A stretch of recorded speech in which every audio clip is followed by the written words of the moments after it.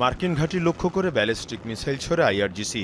আল মিনহাদ এবং সালেম বিমান ঘাঁটি লক্ষ্য করে ছোড়া হয় এসব ক্ষেপণাস্ত্র। এদিকে রোববার রাতভর রাজধানী তেল আবিব সহ মধ্য ইসরায়েলের বিভিন্ন স্থাপনা লক্ষ্য করে ক্লাস্টার ওয়ারহেডযুক্ত একাধিক ক্ষেপণাস্ত্র ছোড়ে আইআরজিসি।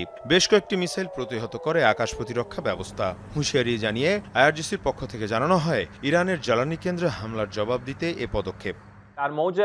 ইরানের জ্বালানি কাঠামোয় হামলা করা হলে তার জবাব এভাবেই কঠোরভাবে দেয়া হবে। আমেরিকার অধীনে থাকা যা কিছু আছে সবকিছুকে টার্গেট করা হবে। তবে বেশ কিছু স্থানে আঘাত হানে এসব মিসাইল, যাতে ব্যাপক ক্ষয়ক্ষতি হয়। হামলার কারণে মঙ্গলবার পর্যন্ত সকল শিক্ষা প্রতিষ্ঠান বন্ধ এবং 50 জনের বেশি সমাবেশ নিষিদ্ধ করেছে ইসরায়েলি কর্তৃপক্ষ। ইসরায়েলের প্রাণকেন্দ্রে ইরানের হামলা অব্যাহত আছে।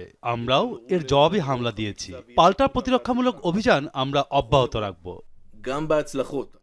এদিকে ইরান জুড়ে অব্যাহত আছে যুক্তরাষ্ট্র ইসরায়েলের যৌথ হামলা। আইআরজিসির একাধিক ড্রোন সাইটে চালানো হয় অভিযান, যাতে ব্যাপক ক্ষয়ক্ষতি হয়। এসব ড্রোন ধ্বংসের ফুটেজও প্রকাশ করে মার্কিন সেন্টকম। গেল 24 ঘন্টায় ইরানের বিভিন্ন প্রদেশে 2 শতাধিকবার হামলা করেছে ইসরায়েল যুক্তরাষ্ট্র।